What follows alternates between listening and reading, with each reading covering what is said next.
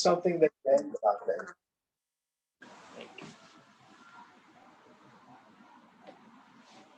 So, both bondage and liberation occur to the mind. They are states of consciousness in the Chaitanya. The self is ever free. Your self does not get enlightened. Or we can say your self is already the lighted one. So what is it that happens? In the state of ignorance, the mind is covered by ignorance. Varana Shakti. Then the mind projects this deeply rooted conviction that I am the body, that the world is separate from me, and I need to make efforts toward it. It comes about in the same way as having a dream. When I have a dream, first comes a Varana Shakti. I fall asleep, meaning I have the non-apprehension of myself as the waker. Then I have the subsequent experience, the Vikshepa Shakti. I'm Jim. I'm in the dream. I have a dream body with which I'm identified. I have a world of name and form outside and a world of thoughts and feelings inside. How do I become liberated from the dream? Does the dreamer then have an experience where in the dream she says, oh, now I'm no longer bound in the dream? No.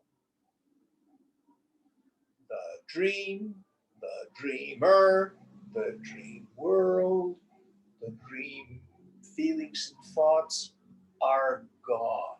There's a complete shift of identity from the dreamer to the waker. Self-realization is similar to that. Right now, because of spiritual existence, spiritual ignorance, I think I'm my body, or my body plus the personality, what we call Jiva Bhavana. I feel like a person. And I see a world of name and form outside, and I have thoughts and feelings inside, and I think I am my body. And when the last attachment is let go, the mind stops. And there is an equally profound, maybe more profound, shift in identity. Just like you went from the dreamer to the waker, you go from the ego, ahankara, jiva bhavana, to aham brahmasmi. For some people, this experience is earth-shaking. Go into samadhi, which is timeless. No sense of time in it. That way it's like sleep. And when the mind returns, when you look inside, there's no person there anymore. You no longer need to practice discrimination.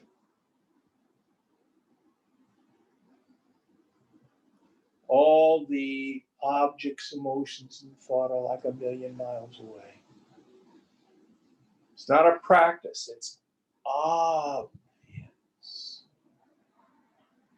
For others, it's just a simple shift.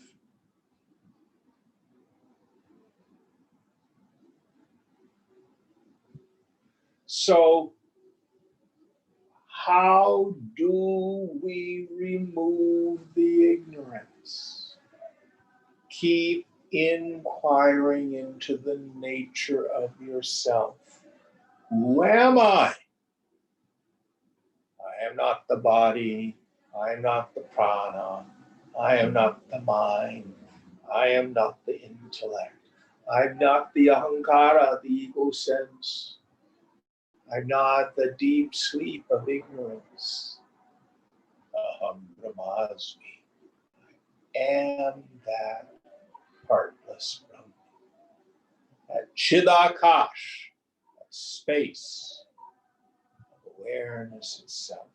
And I keep turning the mind toward that over and over and over.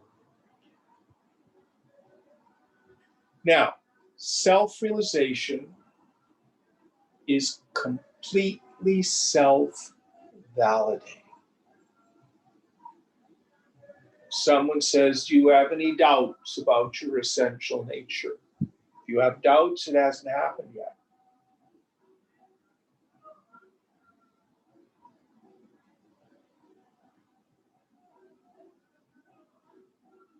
And you don't need a certificate from the guru. You won't get one, first of all. You will know.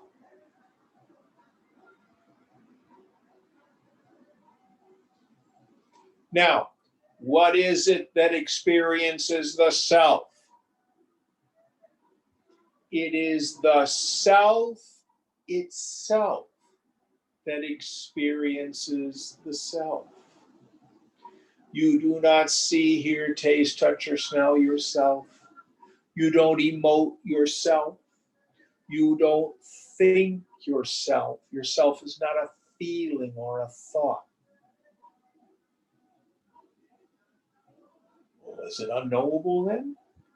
It's unknowable as an object, but are you you? How do you know you were you? I don't know, I just know it. Yeah. The self is its own means of knowledge. And here's the great joke. You've had that all along. When have you ever not been you?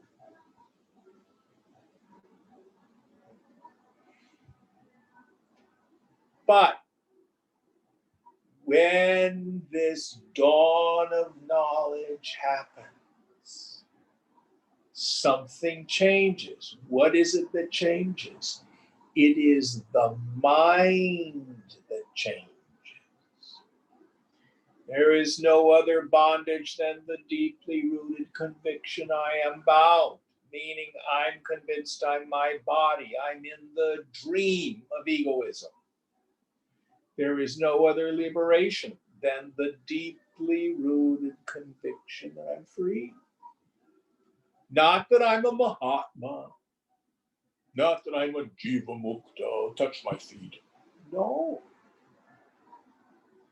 I am Brahman. I'm that ground of being.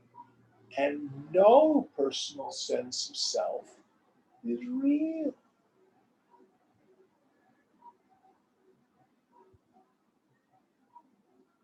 This insight in the subtle intellect, technical term is pratyabhignana, which means recognition in the subtle intellect, is where that happens. Now, it's not the subtle intellect that sees the self. The instrument for knowing the self is the self itself. But the intellect can reflect on experience. I use all sorts of examples for this. One of my favorites, Bring your attention to the sensation of the waistband of your pants.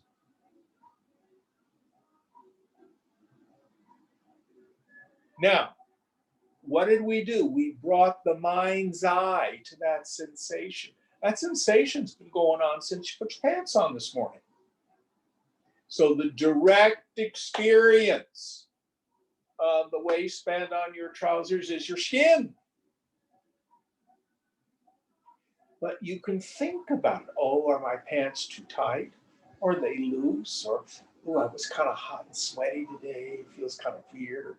Or, oh, actually, I used the wrong detergent. It feels itchy. Haven't you had these thoughts about what it feels like to have the waistband of your trousers?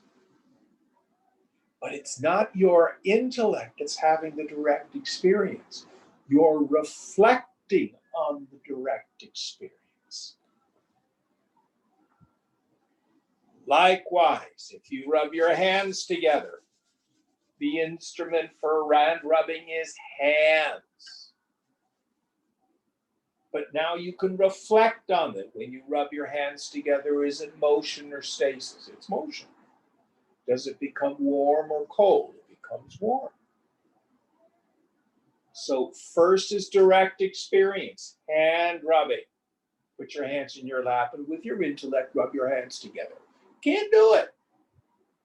The intellect is not the instrument for the direct experience of hand rubbing.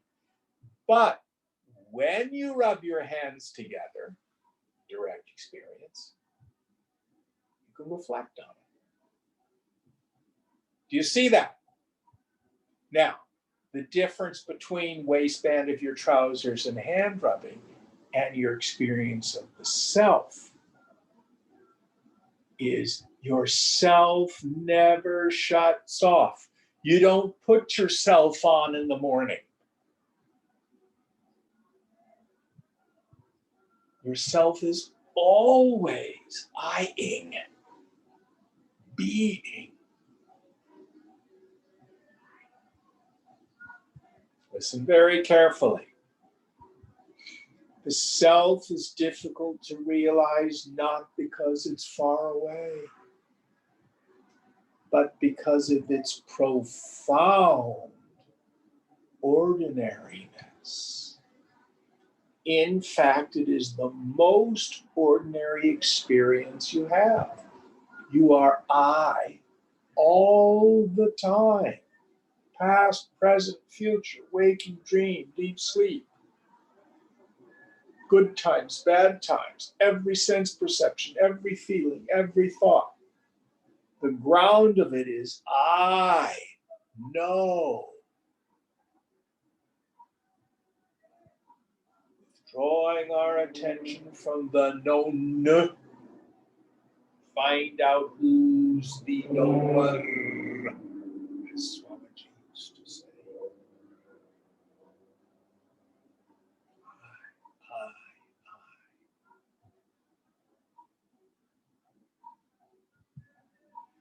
And in the subtle intellect, it goes, oh, I get it.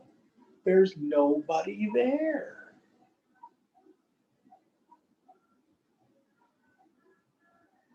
Wow, just this vast, empty space of consciousness. My mind's exploded, gone.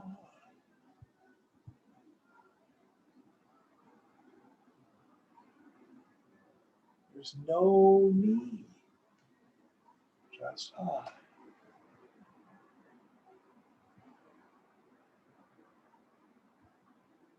Any questions about that? This is very subtle stuff.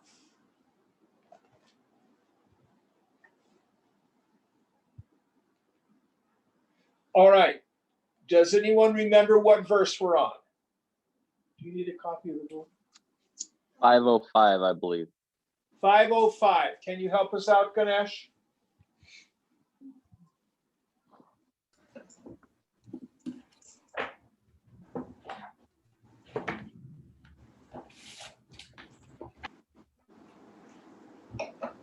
छायया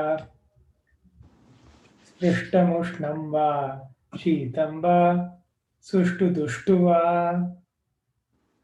न स्पृश्यत्येव यत्किञ्चित् purusham tadvilakshanam.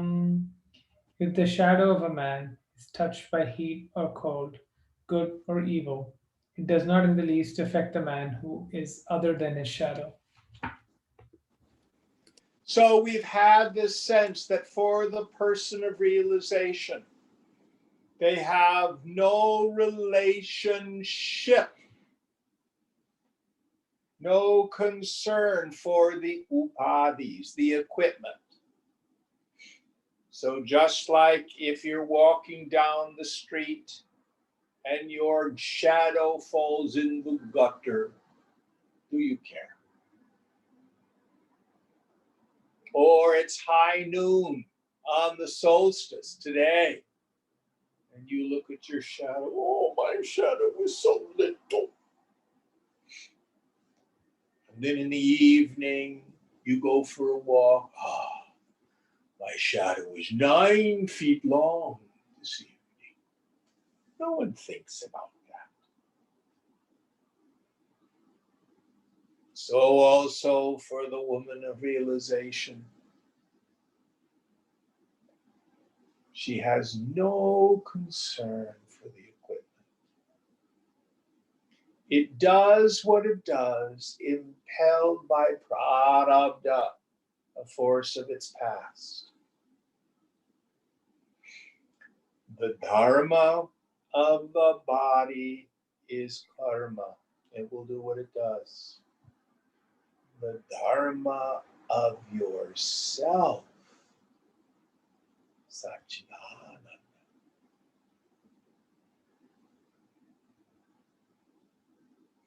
None of it ever touches me. Next verse.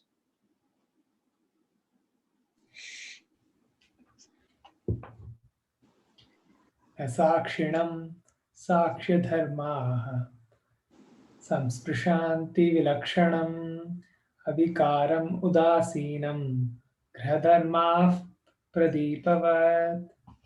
The witness is not affected by the properties of things observed, for it is distinct from them. It is without modification and indifferent, just as the properties of a room do not affect the lamp that illumines it. So, whatever the self illumines with all its modifications, or the mind of the jnani, they are not concerned with it. Let it rise and fall. Let it receive heat and cold, conducive or non-conducive environs. It gets its allotted dose of honor and dishonor. But none of it touches me. Just like when a lamp illumines a rope on the ground. If the rope is coiled or the rope is strung out, it doesn't change the lamp.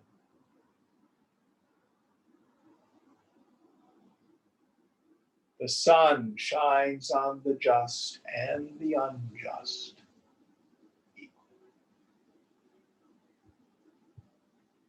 Next verse.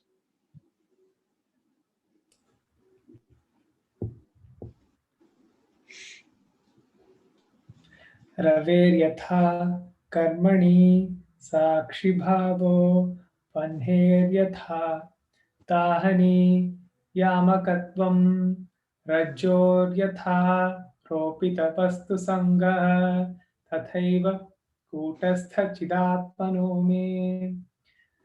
Just as the sun is the witness of all men's actions, just as fire burns everything without distinction, just as the rope is connected with a superimposition, so too am I, the unchangeable self, the essence of intelligence. So we have a paradox here. We start in our early practices with yamas and niyamas, the do's and the don'ts of moral behavior. Then we take on the practices of becoming a fit student. Then we practice our discrimination between the self and the not self. Then we practice seeing the self in and through all the objects of the world. But for the person of realization, for the jnani, you give up practice. The jnani is out of control. Oh, won't I do something really stupid? Probably not.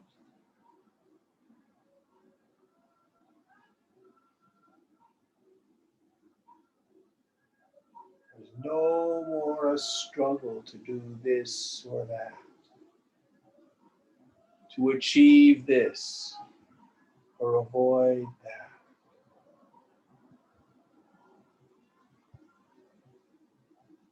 All our strivings cease.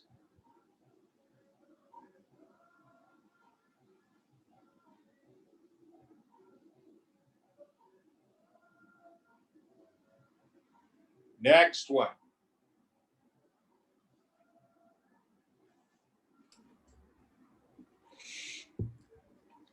Kartapi va कारयितापि नाहं भोक्तापि वा भोजयितापि नाहं दृष्टापि वा दर्शयितापि नाहं सोऽहं स्वयं ज्योतिः निद्रगात्मा. I'm neither the doer, nor do I make others do anything. I'm neither the experiencer, nor do I make others experience. I'm neither the seer, nor do I make others see. The self am I, self-luminous and transcendent. So all the notions of the intellect with its ego sense, I do, I cause others to do, I experience, I cause others to experience, I see, I hear, I taste, I smell, I, mine, all of that gone. I am the self, birthless, changeless, deathless, immutable, always, always here.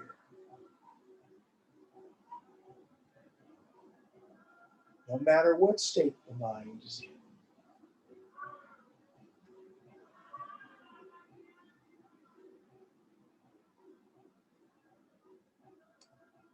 Any thoughts on this?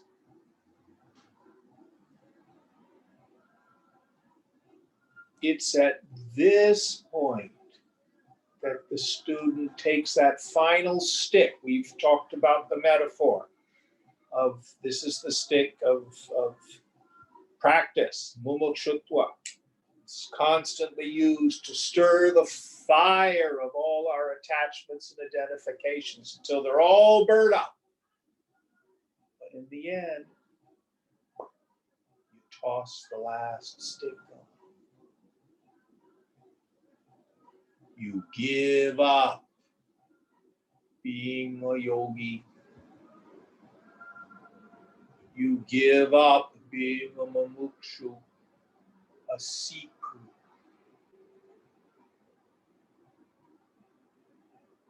Mind you, this is not replaced with the ego state. I know something significant.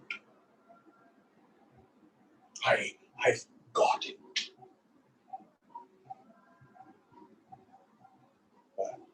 Aham Brahmasmi, I am Brahman.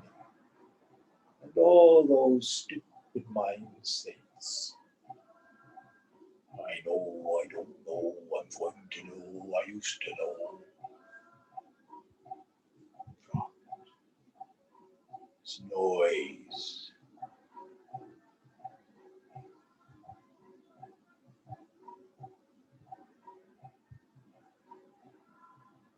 level of your self-nature.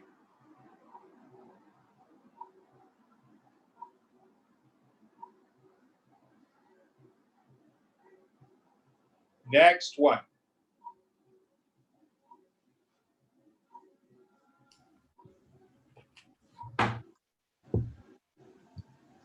चलत्युपाधौ प्रतिबिम्बलोल्यः मापाधिकं मूढधियो नयन्ति स्वबिम्बभूतं रविपद्विनिष्क्रियं कर्तास्मि भोक्तास्मि हतोऽस्मि हेति. The conditioning moves, fools attribute the resulting movement of the reflection to the object reflected, like the sun which is devoid of activity. And they cry out, I am the doer, I am the enjoyer, I am being killed. Alas! So this is our problem. We attribute to the self the qualities of the not self. So the sun shining on the waters, and when the waters get rustled, does the sun get broken? Likewise, chit chaya, this shadow, reflection of consciousness in the subtle intellect, this pratibimba, when the reflecting surface changes, it seems like I change. I am happy, I am sad, I am successful, I am afraid, I, me, mine. And I attribute the qualities of the equipment to myself. And even if I have that deluded idea, even delusion does not affect yourself. Anybody have a bad week today? Bad week. Someone has a bad week. Oh, you had a bad week? Yes, terrible, terrible. What happened? Oh, my boss, my family, politics, etc. Oh, I'm so sorry. Were you miserable? Oh, I was so miserable. Did you cease to exist because you were miserable? No. What was your existence? Miserable. I'm attributing my mind state, which has its root in attachment, to myself. And if I pay attention, I see the world just does its thing. And when the situation is conducive, the mind is happy. When the situation is non-conducive, the mind is unhappy. It's all there is to the world. It's so mechanical. It's so repetitive. It's so stupid. Give it up. See that none of it touches me.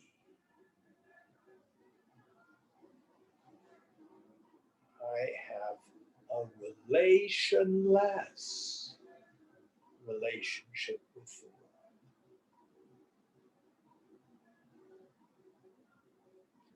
Don't believe me. Look, realize, see whether or not it's true about you.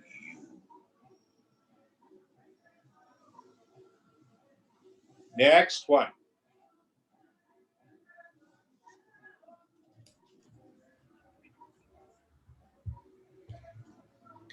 जले वापि स्थले वापि लुठत्वेष जडात्मकः नाहं विलिप्य तद्धर्मैः घटधर्मैर्न भो यथा. Whether in water or on land, let this inert body drop down.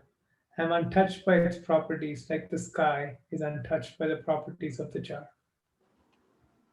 So whether the body dies in the water or on land, if I die next to a sacred river, if I die on a dung heap, whether funerary rites are done or not, it doesn't matter. Because I am not the body. So I get these big plastic jars of spicy V8 juice. And when they're empty, I put them in the recycle bin. Do I care what the recyclers do with the bottle? Do I care if they make another plastic bottle or they make a package for something? Little plastic bags or anything. I don't know what they do with it. I don't care. It's gone. So also with this meat lump. It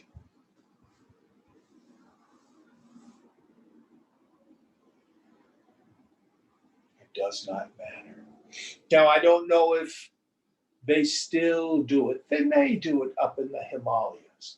But in the old-timey days, when a person took sannyas, became a swami, became a sannyasi, the actual initiation rite is a funerary rite. You build a little salt doll, or not salt doll, a rice doll out of cooked rice. And then that's cremated. You're gone. That's your funeral. So when the Swami dies, guess what they do? The same thing they do with the rest of the junk. They heave it into the river and let it go. Let the fish have it. Fish food. No rights. For great Mahatmas, they preserve them and stick them in the ground and they have a samadhi style. But for most, I don't know if they're still able to do that for health reasons anymore. That was the old time custom.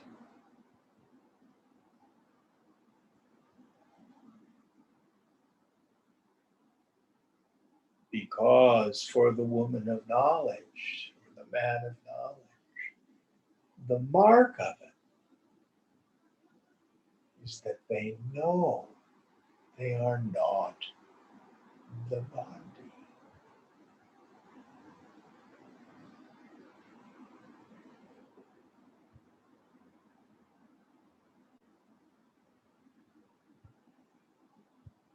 Next one.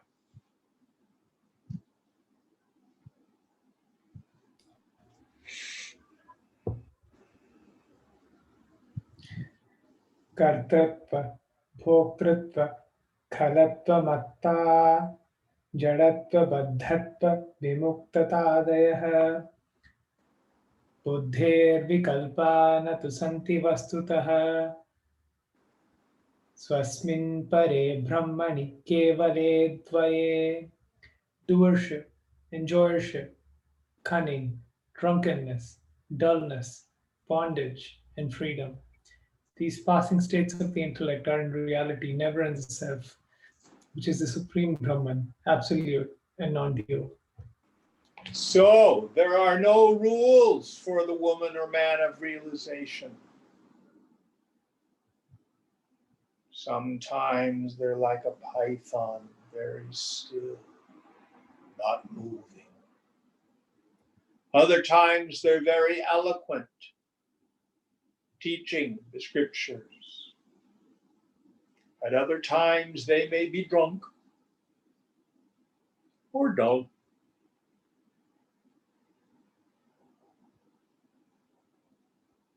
So those of us in the state of ignorance are frequently mystified by the behavior of the jnani.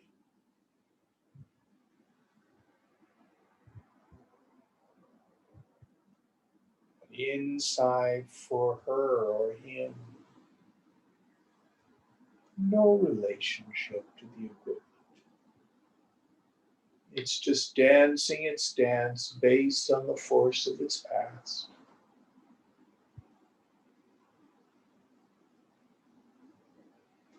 Now listen very carefully. In the end, both bondage and liberation occur in the world of imagination, of Maya, of name and form.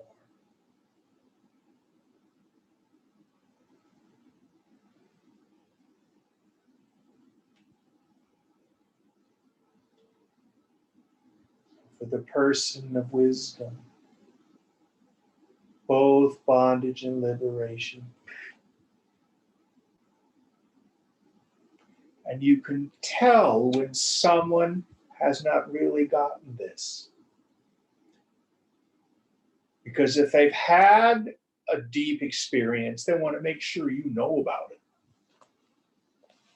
They're identified with it.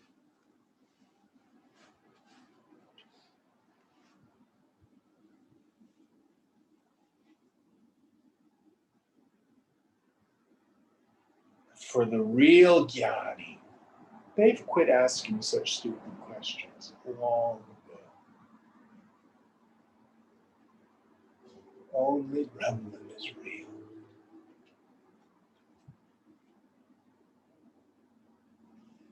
This is the best I can illustrate it. So here's the self, here's the little ego as the mumukshu, desirous of liberation. I want to get realized, I want to get realized, I want to get realized. What it thinks is going to happen is, I'm there. What really happens is I'm going to get realized, I'm going to do tapas and more tapas. Until it just wears itself out. Only the self remains.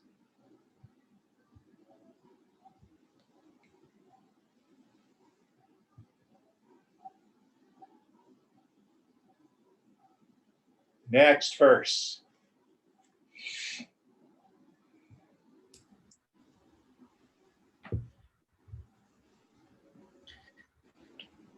संतु विकारः प्रकृतेर्दशधा शतधा सहस्रधा वापि किं मे सङ्गचित्तस्तैर्न घनः क्वचिदम्बरं स्पृशति.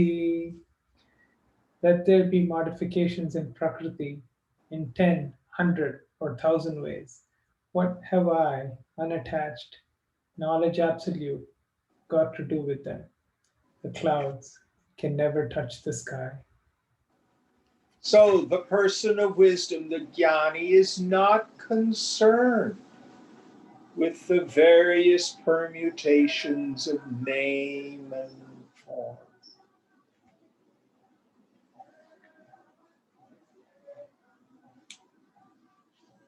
They're not worried about it.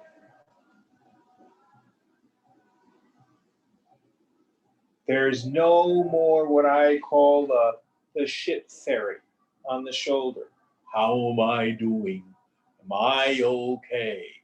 What do they think of me? Gone. Gone. I was talking with my friend Philasini. Probably knew Swamiji longer and better than anyone else I know. And one of the things she remarked the other day is he was so fearless.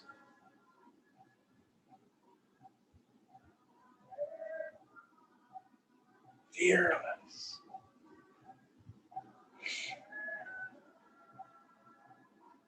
Because there was no person there to be worried about anything.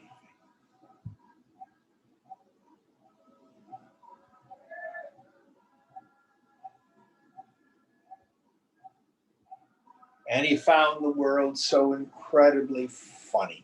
He laughed a lot. Not with a sense of judgment or put down. but just how funny people are with enormous compassion.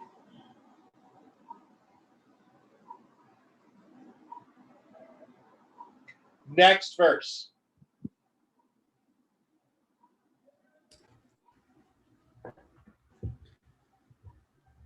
अव्यक्तादि स्थूलपर्यन्तमेतत् विश्वं यत्राभासमात्रं प्रतीतं व्योमप्रख्यं सूक्ष्ममाद्यन्तहीनं ब्रह्माद्वैतं यत्तदेवाहमस्मि. That in which the entire universe, from the unmanifest down to the gross, appears as but a shadow, which is like the sky, subtle and without beginning and end. Indeed, that non-dual Brahman am I. So this is a paraphrase of what Krishna says in Gita.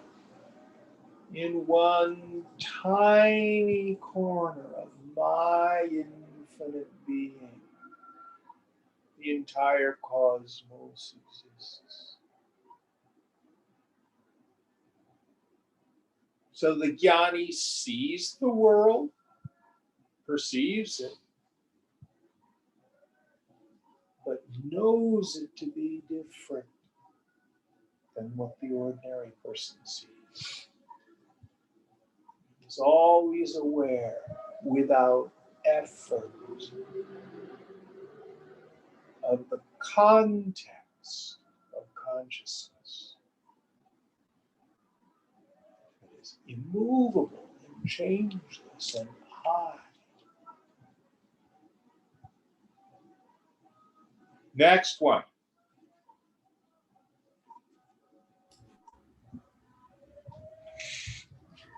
सर्वाधारं सर्ववस्तुप्रकाशं सर्वाकारं सर्वगं सर्वशून्यं नित्यं शुद्धं निश्चलं निर्विकल्पं ब्रह्माद्वैतं यत्तदेवाहमस्मि. That which is the support of all, which is the illuminator of all things, which is of all forms, which is omnipresent, devoid of multiplicity, eternal, pure, motionless, and absolute. Indeed, that non-dual Brahman am I.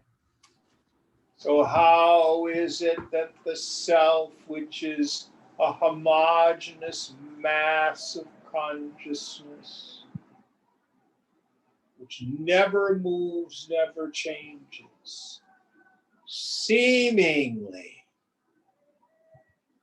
has arise within it this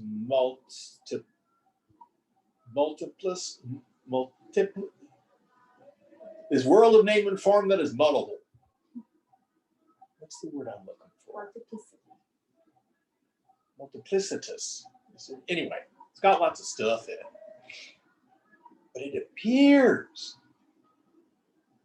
One of my favorite examples is when I bring out the stone, the crystal ball, which is quartz, spatika.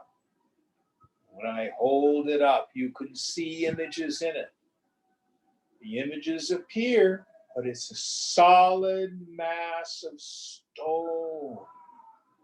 Can't cut it open and pull out the images. Stone undergoes no change. So also, when I look out, outside, inside, above, below, left, right, before, behind, is nothing but a dense, homogeneous mass of consciousness. This name and form appears in it.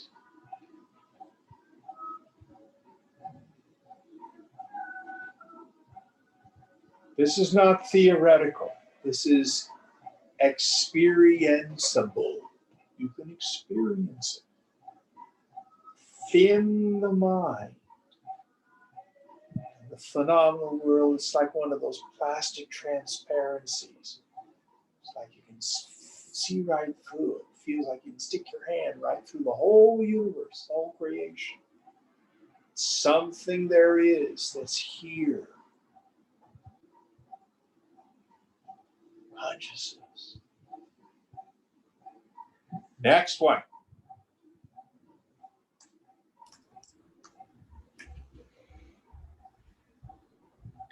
Yat pratyastha shesham aya vishesham pratyagrupam pratyayagamya manam satyajnananta satyajnanan satyajnananantam anandarupam brahmadvaitam yatta devahamasmi. That which transcends the endless differentiations of Maya, which is the subjective essence in all, which is beyond the range of consciousness, which is the nature of truth, knowledge, and endless bliss. Indeed, that non dual Brahman am I. Yes. So by beyond consciousness here, we mean the Chaitanya, we mean the various states of mind, etc. It is the substratum of everything, just like your individual mind is the substratum for everything in the dream. And none of the activities of the dream ever really touch you. Likewise, none of this really touches you.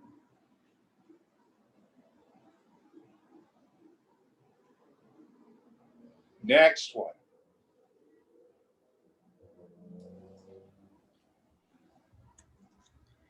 Nishkriyo, Nishkriyosmi Vikarosmi, Nishkalosmi Nirakritihi, Nirvikalposmi Nityosmi, Niralambosmi Nirvayaha. I'm devoid of activity, modifications, parts, and forms. I'm absolute and eternal, with no other support. Non-dual am I. So again, the same idea. No thoughts, no forms, no activity, no movement. Beyond all thoughts, beyond all manifestation, this eternal substratum that I am. Next one.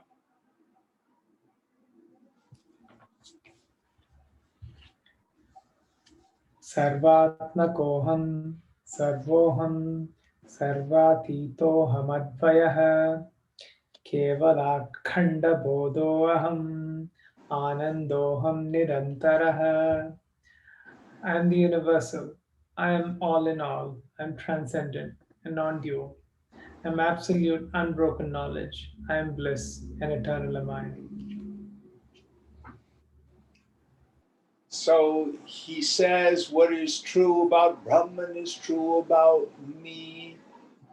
If I think I heard you say Kevala there, right? Yeah, I love that word. And I don't know how Swamiji is translated, but it means alone or solitary. It doesn't mean I go off and shut myself in a closet. Doesn't mean I go sit on top of a mountain. Each one of us, you see the world from your viewpoint. I see the world from my viewpoint. You are aware of your body, I'm aware of my body. You are aware of your feelings, I'm aware of my feelings. You are aware of your thoughts, I'm aware of my thoughts. But when you look behind your eyes and notice the knower, the ground of being, there's nothing there except Satchidananda, pure existence, pure sentience, absolute silence. When I look within, I have the identical experience. The self in me is not like the self in you. The self in me is the self in you. Best example I've ever come up with is if you have, say, a sheet of butcher paper and it's dark, and I poke half a dozen pinholes in it, and light is shining through. You see 6 lights. The question is, are there 6 pen lights? Or is there one flashlight shining through all 6 holes? Likewise, some of us think I'm an individual conscious entity, different from the individual conscious entity over there. No. Just like there's one flashlight that shines through those peepholes.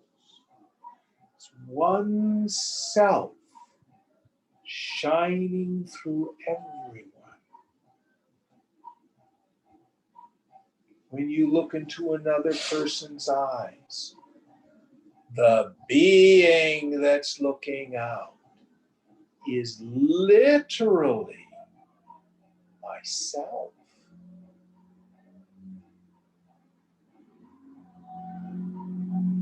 Kevala, there's only one of us here.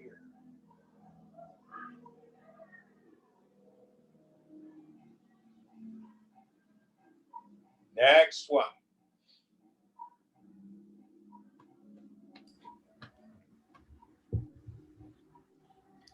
Swarajya Samrajya Vibhutiresha Bhavatkripa Shreem Bhavatkripa Shri Mahima Prasadat Praptamaya Shri Gurave Mahatmane Namo Namastestu Punarnamostu. By the supreme majesty of your grace, have gained the grandeur of the sovereignty of self-effulgence. O noble teacher, salutations to thee again and again. So here the disciple, I think this is towards the end of the section, isn't it, Ganesh? Yeah, there's 3 more verses. Yes, so here to end this section on a very human level, the disciple has enormous gratitude for the teacher, for this incredible gift.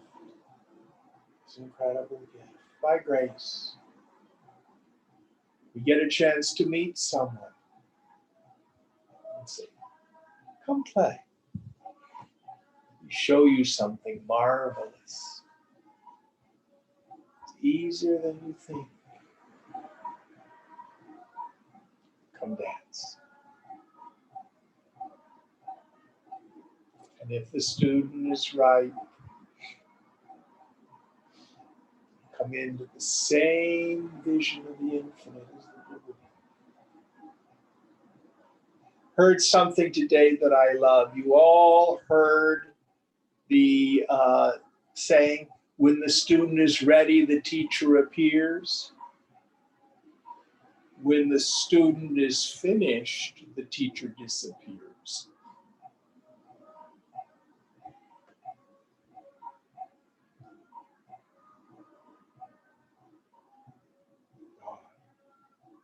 It's another one of those forms. Who's the real teacher?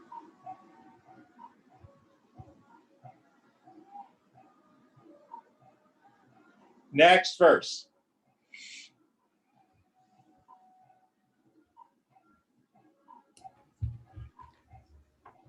Mahaswapne Maya Krita Janija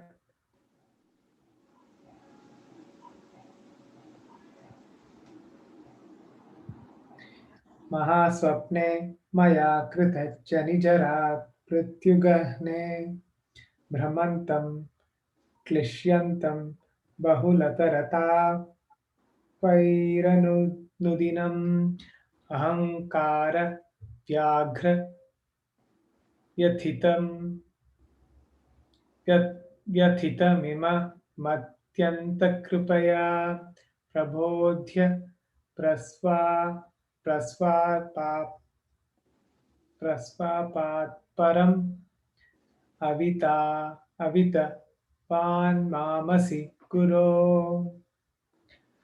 Out of sheer grace, O teacher, you have awakened me from sleep and saved me, who was roaming in a never-ending dream, in the forest of birth, decay, and death created by illusion, and was tormented day after day by innumerable tribulations and greatly persecuted by the tiger of the ego.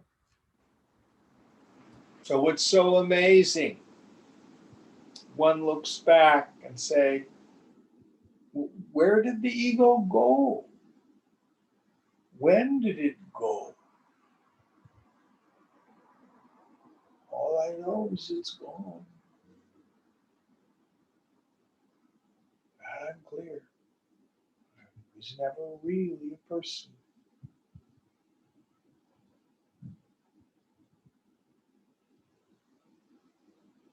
But I used to suffer. Now I don't. Amazing. Amazing is this process. Next one.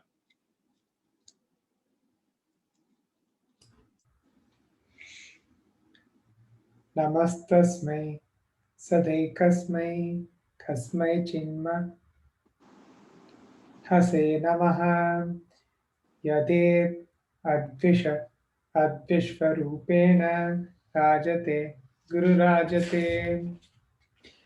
Salutations to you, O Prince among teachers, or indefinable greatness, who are ever the same, who manifest as this entire universe. To you, my salutations. So again, he gives his salutations to the Guru. And the Swamiji always used to say the external Guru is a temporary psychological device. At best, the Guru is a gardener, pulls a few weeds. I like the metaphor, the Guru is a midwife.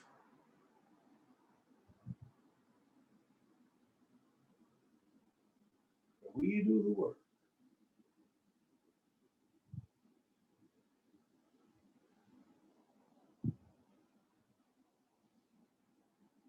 What does the Guru do?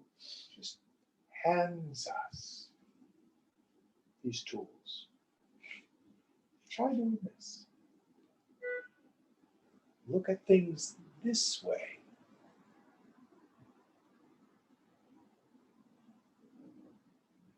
All we know is sometime into this process, everything is different.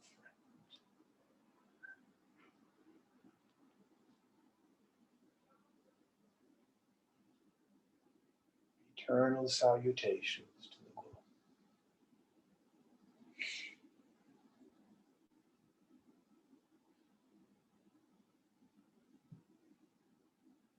Next one.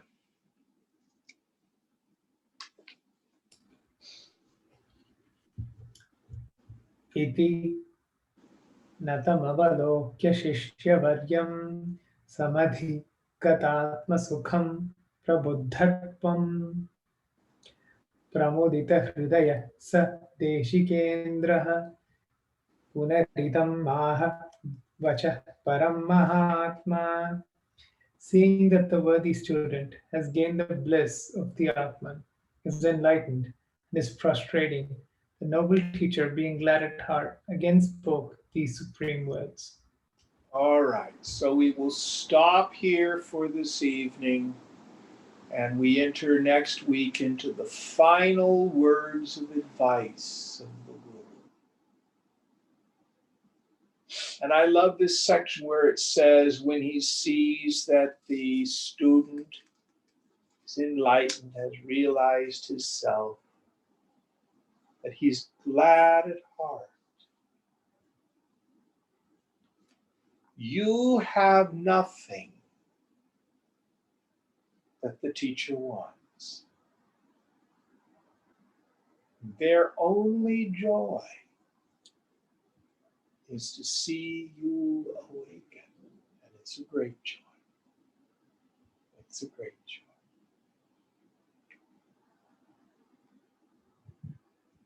Everything drops away. Wonder, wonder.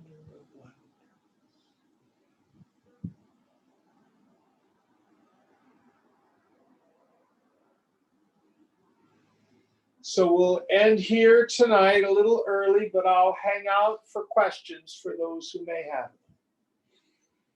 Om Purnamada Purnamidam Purnat Purnamudachyate Purnasya Purnamadaya Purnameva Vashishyate. Om Shanti Shanti Shanti. Hari Om Sri Guru Bhyo Namaha. Hari Om.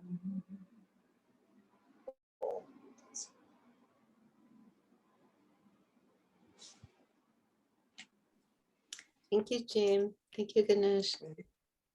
Anybody have any thoughts or questions before we end?